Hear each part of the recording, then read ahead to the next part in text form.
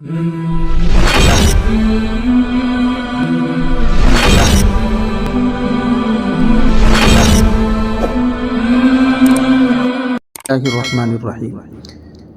آج کل عام طور پر غلط فہمی یا اعتراض کے طور پر یہ سوال کیا جاتا ہے کہ شریعت میں ایک مرد کی گواہی دو عورتوں کے برابر کیوں ہے نا؟ تو آپ اس کو سمجھتے چلیں کہ گواہی کی نوعیت اور عورت کی فطرت اسلامی شریعت میں ہر معاملے میں نہیں بلکہ مخصوص معاملات میں عورت کی گواہی دو عورتوں کے برابر رکھی گئی۔ جیسے مالی لین دین کے معاملات ہیں، اس کی بنیادی وجہ عورت کی فطری ساخت ہے۔ کیا مطلب؟ عورت جو ہے وہ عمومی طور پر زیادہ جذباتی اور حساس ہوتی ہے، جو کہ اس کی عظمت اور خوبی ہے، نہ کہ کمزوری۔ اگر وہ کسی صدمے یا دباؤ والے موقع پر ہو تو ممکن ہے کہ وہ بات کو پوری تفصیل کے ساتھ یاد نہ رکھ سکے۔ اسی لیے شریعت نے دوسرا ساتھ دیا تاکہ ایک اگر بھول جائے تو دوسری یاد دلا سکے۔ تو اس اصول کو عورت کی تذلیل یعنی ذلت کے بجائے اس کی حفاظت اور سہولت کے طور پر ہمیں لینا چاہیے۔ اسی طریقے سے تمام گواہیوں میں یہ اصول نہیں ہے۔ کیا مطلب؟ یہ بھی غلط فہمی ہے کہ ہر معاملے میں دو عورتوں کی گواہی کو ایک مرد کے برابر قرار دیا۔ نہیں بھائی، کئی مقامات پر عورت کی گواہی مرد کے برابر یا اس سے بھی زیادہ معتبر مانی جاتی ہے۔ میں آپ کو مثالیں دوں، جیسے ماں کی گود، ماں کی گواہی بچے کی ولادت پر مرد یہاں کچھ نہیں کر سکتا، صرف عورت کی بات ہی معتبر ہوگی۔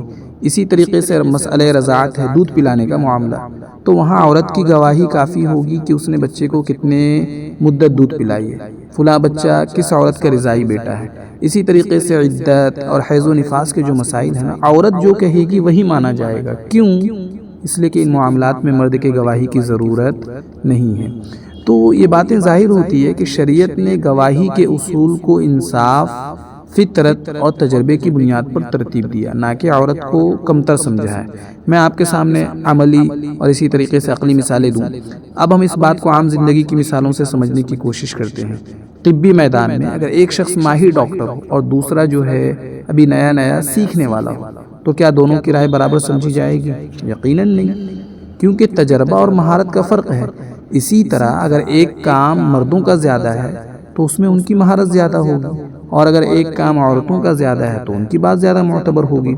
آپ کو چلے میں عدالتوں میں لے کر چلتا ہوں۔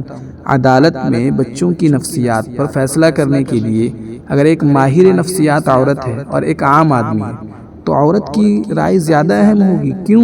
اس لیے کہ وہ اس میدان میں زیادہ تجربے رکھتی ہے۔ تو یہ سب اصول قدرتی ہیں اور شریعت نے انہی اصولوں کو اپنایا ہے تاکہ ہر چیز کو فطرت کے مطابق رکھا جائے۔ اسلامی شریعت نے عورت کی فطرت، اس کی ذہنی اور جسمانی صلاحیتوں کو مد نظر رکھتے ہوئے مختلف معاملات میں مختلف احکامات دیے۔ تو یہ جو اصول ہے کسی تفریق یا برتری کی بنیاد پر نہیں بلکہ انصاف اور حقیقت کی بنیاد پر ہے۔ جو لوگ اسے عورت کے خلاف سمجھتے ہیں تو وہ شریعت کے عدل اور حکمت کو نہیں سمجھ پاتے۔